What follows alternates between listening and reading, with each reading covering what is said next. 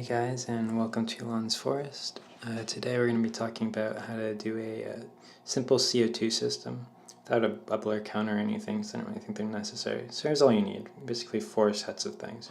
Teflon tape, your Vaseline, those are both things that you'll use for sealing up the different joints, making sure there are no air leaks in your system.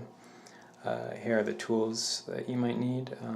That one's for the regulator, that one's for tightening wire around your airline tubing.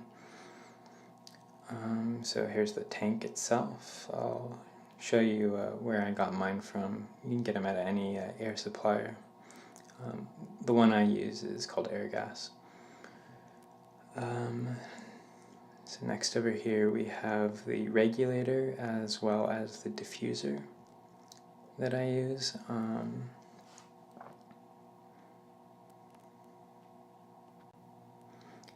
So I'm going to let you see if you can see exactly which model I have in case you want to just go with whatever I have.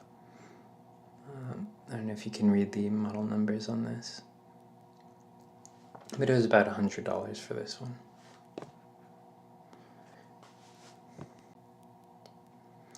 Now over here I have my airline tubing, and one of them, this one on the left, is the one that I use. The one on the right is an example of the kind of tubing I don't use. And notice how flexible it is. It's very prone to crimping. That's common airline tubing. The one that is better for this sort of thing is a much sturdier tubing. So yeah, just make sure whatever you purchase is vacuum grade.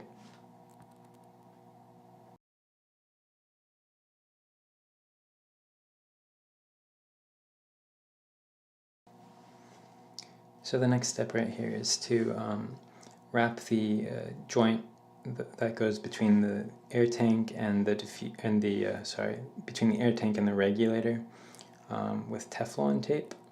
And the rule of thumb for Teflon is not to over wrap. Like a few tight wraps are usually sufficient.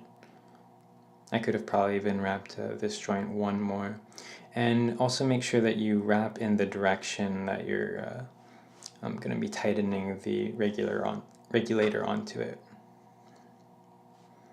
Notice how if I twist my fingers on it one way, it'll tighten it, and if I twist my fingers on the other way, it will loosen the tape. So now notice here I have these special O-rings that go inside both the regulator and inside the air tank, and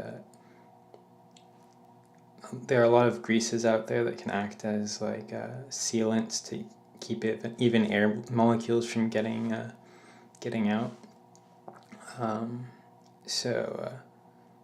You know, people will use silicone grease, but Vaseline seems to do the trick for me. I've heard that it can make O-rings get brittle over time, and the seal will degrade eventually because of it, but you know, O-rings are like $1 or less each, so.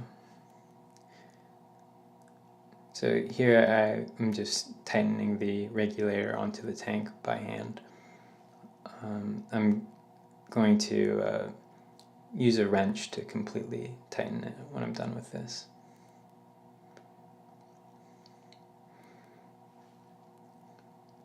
So here I'm tightening it with the wrench. I'm doing it nice and snug, but not so tight that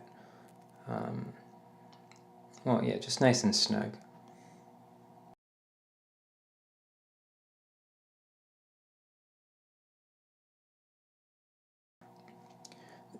This next part I actually already did, I just didn't want to undo it in front of the camera because it was a pain in the butt to put it on. But what I took is a little piece of metal wire and I wrapped it around. The best kind of wire to use for this is copper wire.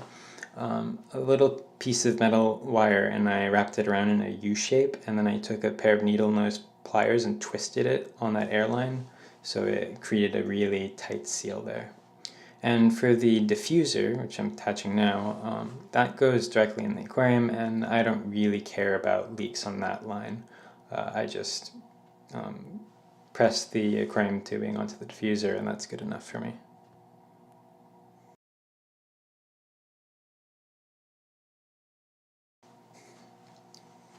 Okay, so this clip I show you how the tank works. This knob here, you open it to let air in. Notice the gauge went from 0 up to 600.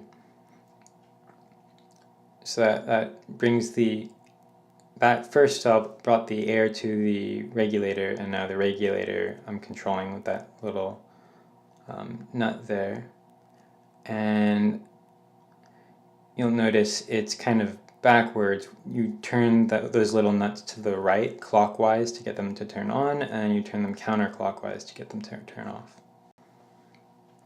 So this is how I test for leaks. There's another method where you can use soapy water to see if it creates bubbles on the joints, but I don't like to expose my aquarium to soap, so I just take a piece of aquarium tubing, stick one end in my ear, and use the other end like a stethoscope to listen for the sound of air passing through the tube.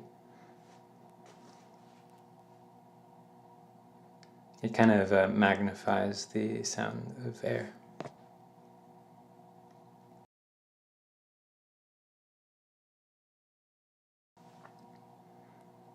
Alright, and here I've placed the CO2 tank onto the counter. Everything's all tightened and hooked up.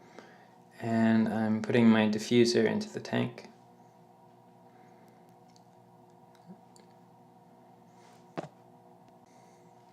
So here we go, I'm turning the tank on. I'm opening up the tank so that air flows into the regulator. Now I'm controlling how much air comes out of the regulator. That tiny little knob makes much finer tuned adjustments than the main valve, obviously. So you really do need to be very, very gentle with it too.